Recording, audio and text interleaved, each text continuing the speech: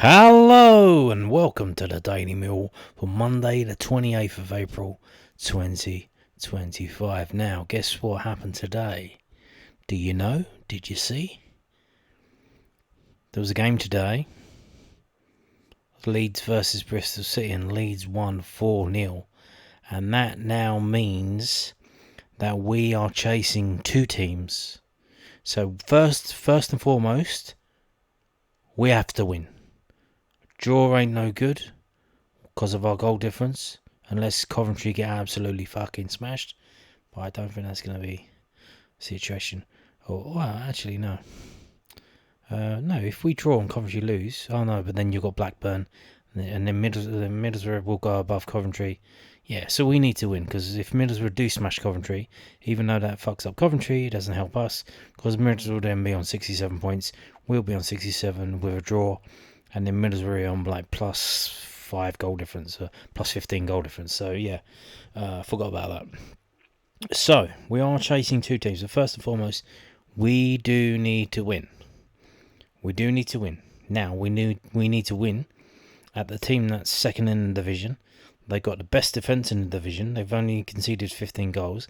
They've got something like the fourth or fifth best attack in the division. And they've only lost 2 games all season, and they have not lost an away game all season. Those 2 losses that they have are away games. They haven't lost a home game all season. So yeah, other than that, it should be easy. But Leeds 4, Bristol City 0. So if we do manage to beat Burnley, and get to 69 points, we're chasing 2 teams now. It's not just one result that we need to go away. It's one of 2, not one of 1, one of 2. So that's helpful to some extent. Which is nice. So yeah, Bristol City on 67 points. If they drop, so if any of these teams drop points and we win, we're in the playoffs. Simple as. And if we just remind ourselves what's happening next Saturday morning, the TV selections have been made. Obviously, every game is on Sky Sports Plus, but the Sky Sports selections for the main channels, which are applicable if you only get your Sky through the satellite dish and not through the Wi-Fi. Because if you don't have Wi-Fi, I don't think you can get Sky Sports Plus. I'm not too sure. I don't have that stuff, so I'm pretty sure that's how it works. But we aren't one of the games, so you can watch Burnley versus Millwall on Sky Sports Plus, but it won't be on Sky Sports Football or Sky Sports Main Event or whatever the channels are called. So these are the games coming up next week that are of interest to us. Bristol City versus Preston. Now you would think, well, Preston, what have they got to play for? Well, I didn't realise, but they are in a relegation fight. In fact, all of the teams, 18th, 19th, 20th, 21st, 22nd, they're all in a relegation fight. Plymouth are technically relegated, but mathematically they're not. They've got a goal difference of minus 36, and then Luton have a goal difference of minus 32. So if Luton lose and Plymouth win, but then they need, what is that, like a 14 goal swing? So they're basically relegated unless there's some kind of miracle or match fixing. But yeah. So it's Hull, Luton, Preston, Derby, Stoke, all vying for that one relegation place that's left.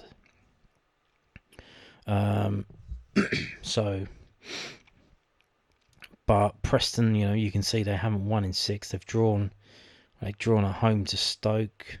They've drawn at home to Cardiff. So 2 of the teams down here, they couldn't even beat them. They had to draw to them. They lost away at Leeds. They lost at home to Queen's Park Rangers. They lost away at Hull.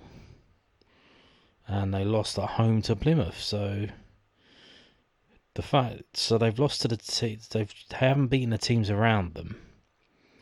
And now we need them to beat the team that's in 5th. And to that I say, well, this league is fucking insane, so it wouldn't surprise me if it did happen. Obviously, they don't have to beat them, they just have to draw with them.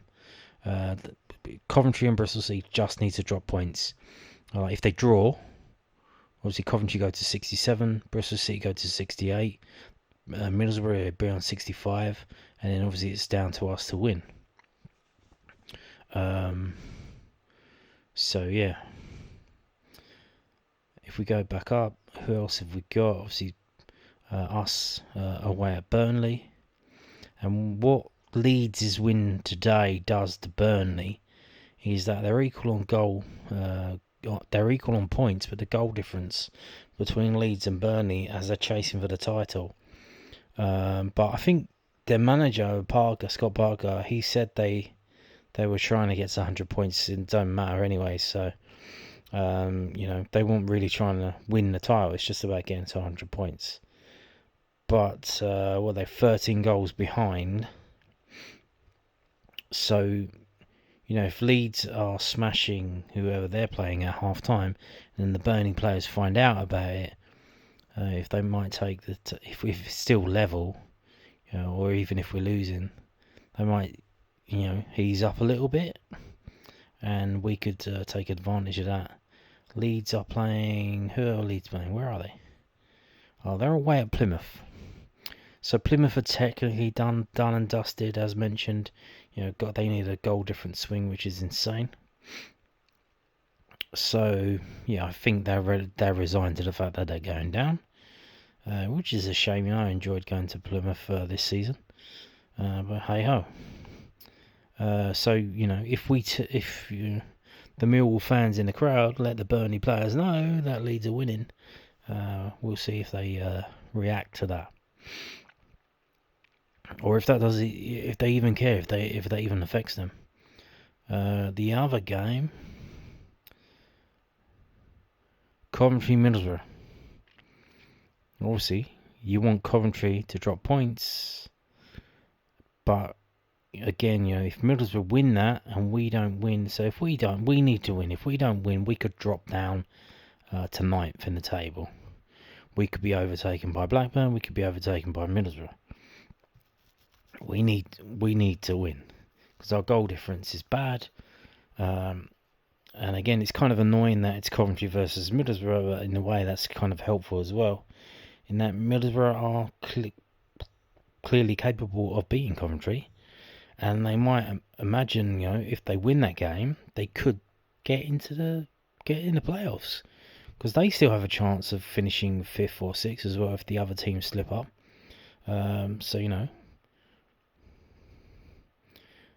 if Middlesbrough beat Coventry, and then they need us not to win, and then they need Blackburn to not win it as well, and now we're in the playoffs. So it's not beyond the realms. It's not beyond, and they've got the better goal difference. They're on plus 10 at the moment. So there they go. And if Bristol City lose as well, and then Middlesbrough will be catapulted up to 5th with a win. So they've got everything to play for. What else have we got? We got Sheffield United versus Blackburn again. I don't. You do wonder what kind of Sheffield United team's going to turn up, and again, you just have the feeling, why is it always them behind us at this level? They were nowhere. They were down in 16th, and now they've changed their manager. They've come all the way back up. They beat us the other day, and now, if we slip up, they could be the ones going in the playoffs, which, I really don't like that. And obviously Sunderland, not really. So yeah, but like I said, first and foremost, we need to win. But we are now chasing 2 places, and hopefully we can get it done. We can get that win, and then you wonder, you wish and you're dreaming. Personally, I would probably want to play Sheffield United, or Sunderland. I don't care, whoever it is, whatever. If we finish 5th, if we finish 6th, If we finish 5th, that would be insane. 5th. If we finish 5th, Millwall finishing 5th. After Leeds, after Burnley, after Sheffield United, after Sunderland. Millwall finishing 5th in this division. That would be insane, but there you go. Now, moving on to this from InsideFootball.com. Obviously, the transfer window, players are out of contract and all of that stuff. We've got one more game to go in the season. For most clubs, only 4 clubs will get another 2 games, and then only 2 of those teams will get another game after that. The season's done and dusted. Most of the team's players, they're on the beaches already. So let's start talking about transfers. So QPR face Millwall competition for Middlesbrough star.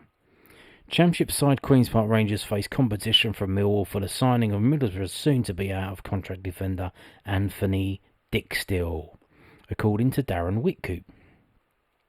The 28-year-old has featured in 32 of Middlesbrough's 45 league games, but is highly unlikely to see his team take part in the playoffs. We've just gone through that. It is possible. It's likely or unlikely, it is still possible. With the club destined for yet another season in the Championship, there are likely to be a few departures from Michael Carrick's team in the summer. Well, I would imagine that one of the departures will be Michael Carrick.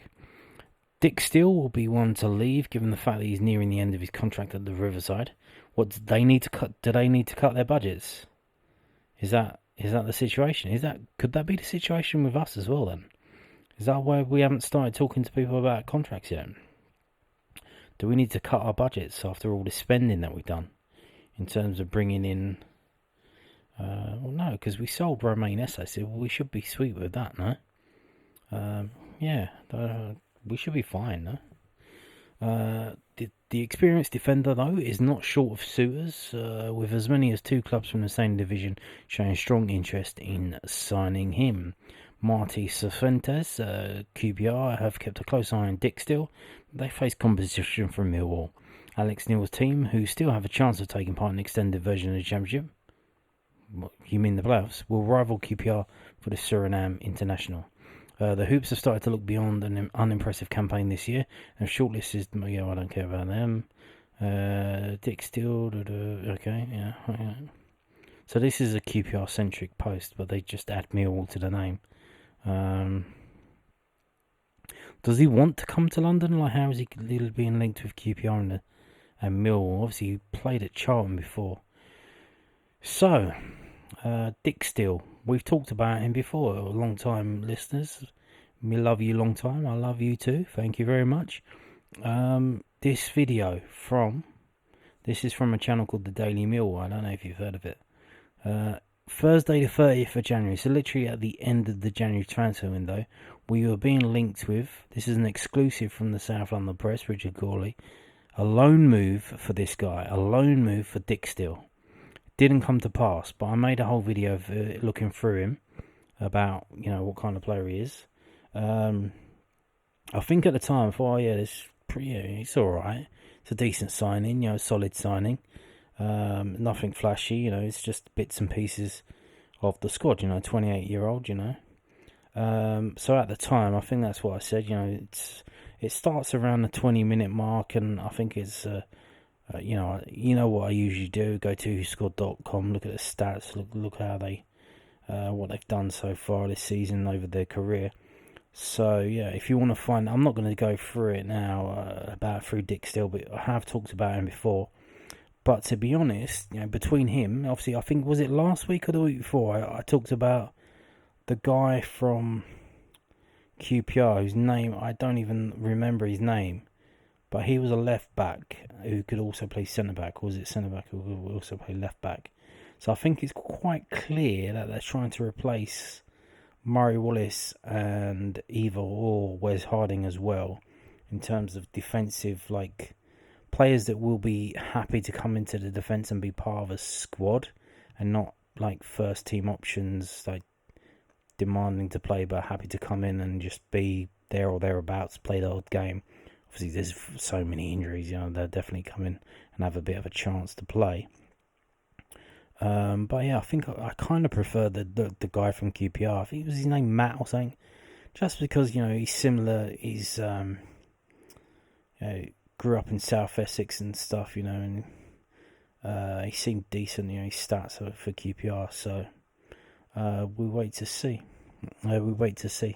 But again, so we're linked with him. So if we get him on a free transfer, I mean, this Dijksteel, why not?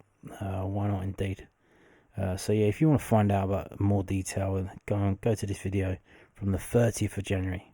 Now, sold out.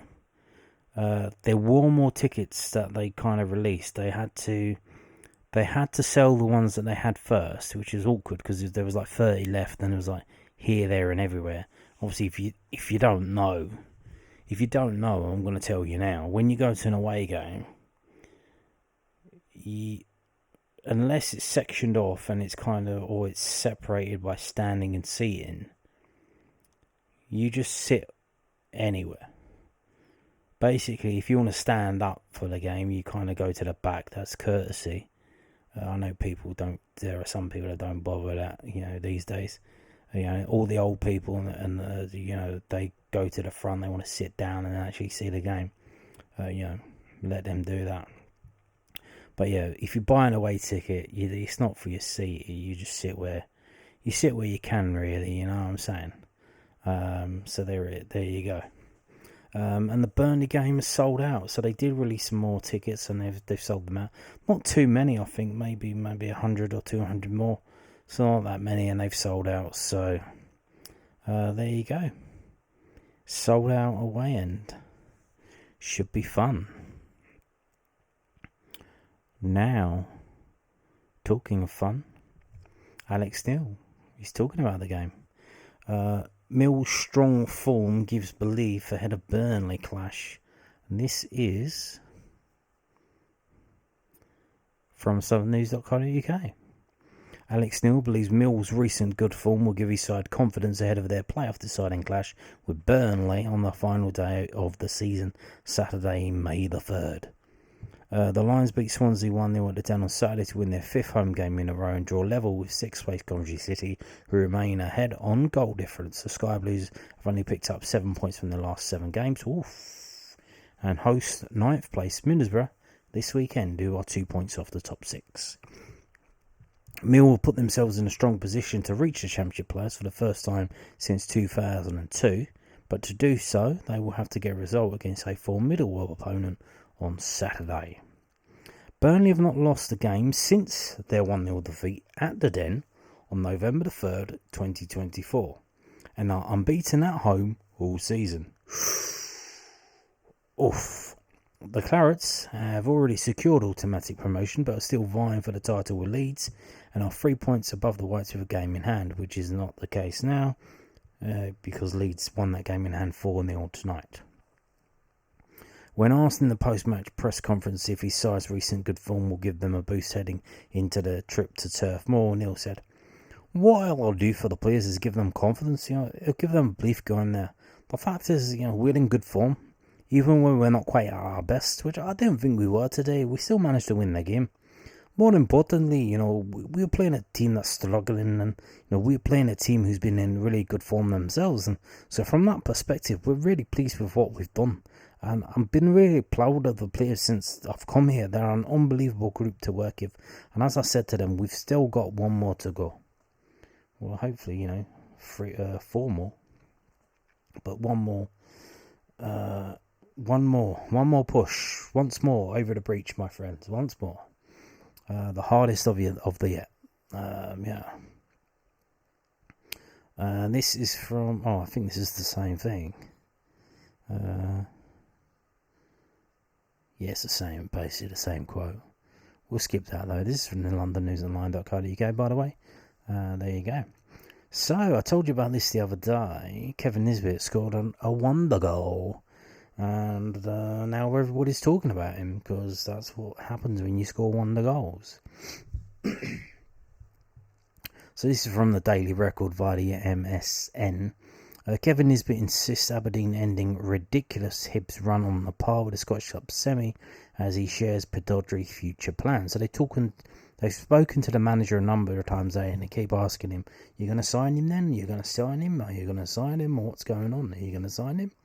And obviously, you can't really say that he can. He's just a really good player, He's a really good player, I'd love to sign him and all that stuff, diplomatics, whatever, But they've spoken to the man himself. And what has he said?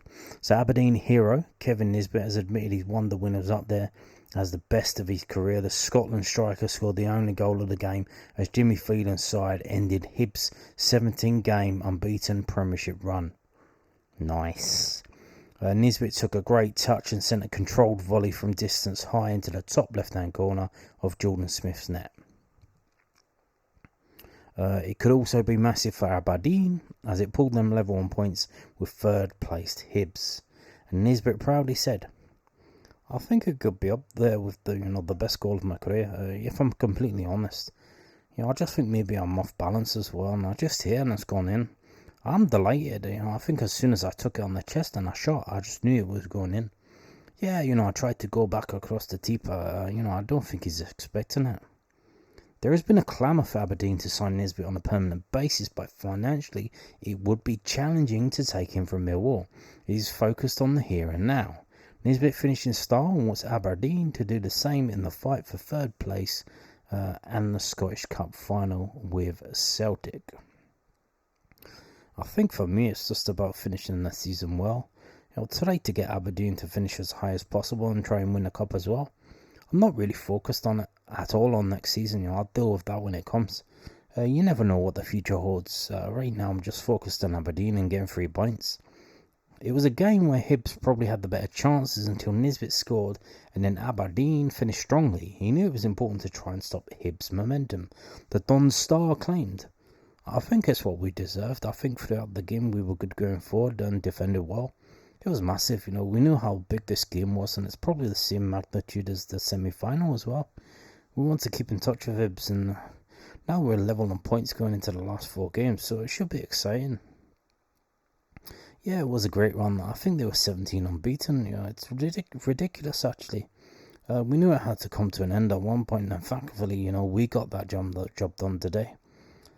Aberdeen make the trip to St Mirren next week, and that is the focus for the Dons rather than the thoughts of Hampden. Nisbet insisted, "I think the cup final is just at the back of our minds now. I think it's just about the league, we want to go and finish third. And I think that's definitely the aim now, especially after this win. It's all about the next one next week." So yeah, although, as I mentioned previously, if they finish third, they qualify for Europa League, I believe. I'm pretty sure, I'm not sure, that they maybe go straight into the league system. They don't have to play a qualifier. Not sure about that. Just because they've added so many teams to it, I assume that they just go straight in, but maybe they don't. So if they get Europa League, and then they win, obviously they're playing the cup final against Celtic, so that's going to be hard. But you'd imagine they should have some money from that, no? That their budget should be improved with the match receipts and stuff from that. The prize money. I don't know. But there you go. Now, also, we have this from the Daily Record. So, this, I believe, is an opinion piece. Again from the dailyrecord.co.uk. So Kevin Nisbet lands unlikely Rangers transfer pitch as new owners told Aberdeen striker is a good fit. The Aberdeen loanee scored a cracker at the weekend against Hibs, but his future beyond the summer loan from Millwall is uncertain.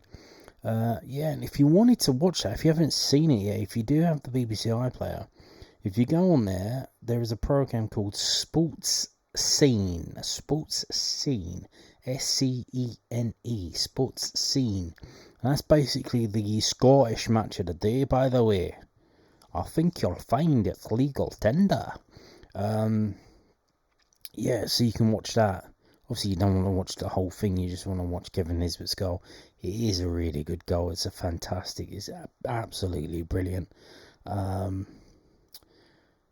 that takes his goals, I think, up to 11 for the season. So, He's like top 10 of scorers in the Scottish Premiership, so not bad at all.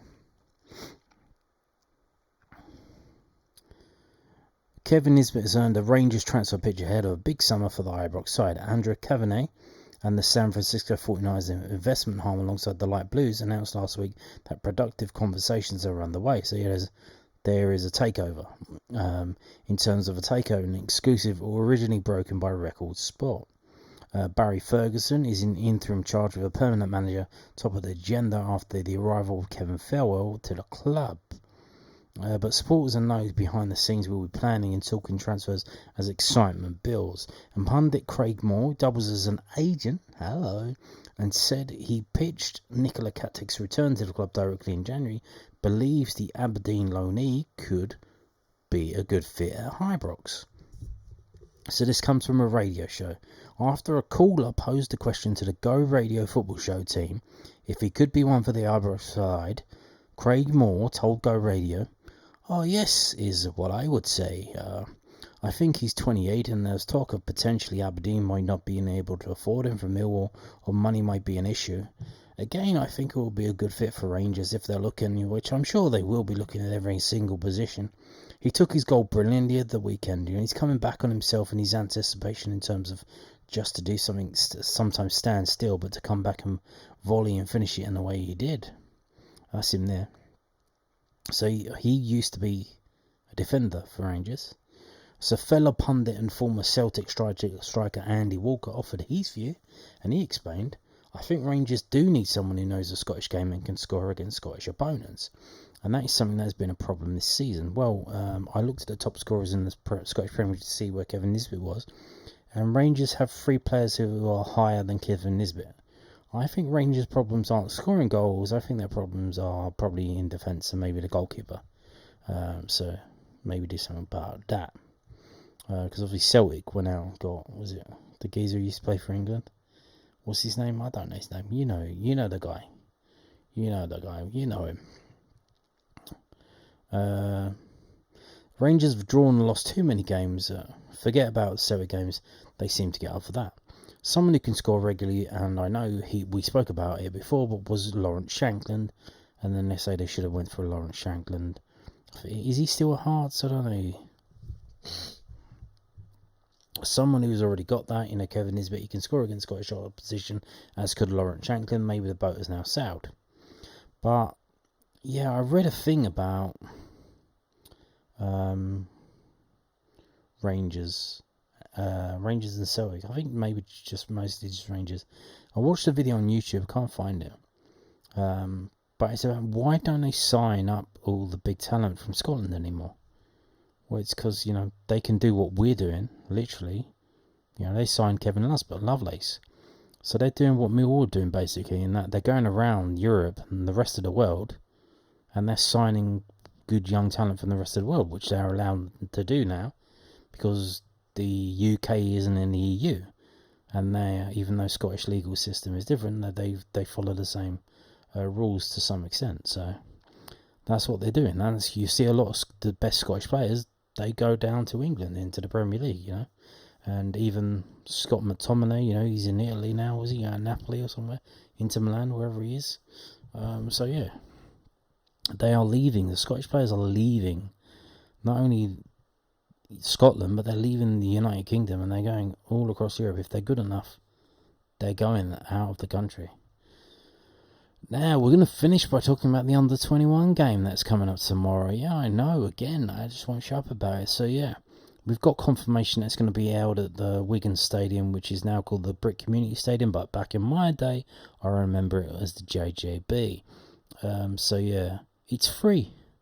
It's free entry. I don't know if it's a normal thing or if this is because it's the last home game of the season, but it's free entry for all supporters at Brick Community Stadium in the West Stand on Tuesday afternoon. The kickoff is at 1 p.m.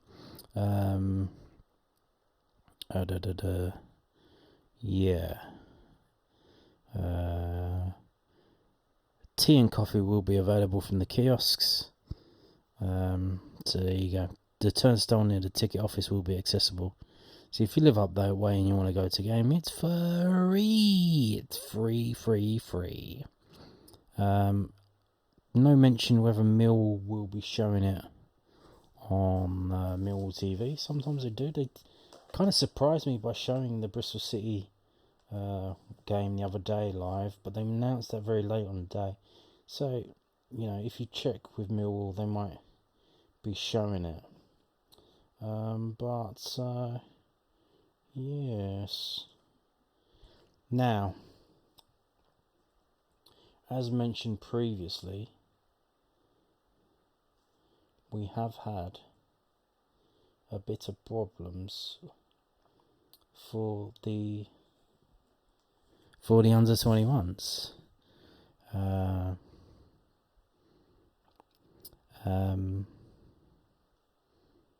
And the problems have got worse, I'm afraid. So on Friday, Bournemouth and Brentford won, and they won again today. So there's now a 4-point gap between Millwall and Brentford and Bournemouth. And there is a 6-goal difference between Bournemouth and Millwall at the moment. But we have a game in hand. The games today, played this afternoon, were Brentford beat Crewe 2-0. And they were 2-0 up at half time. Well, they're 2-0 after 10 minutes. So. And then Bournemouth beat Coventry 4-2.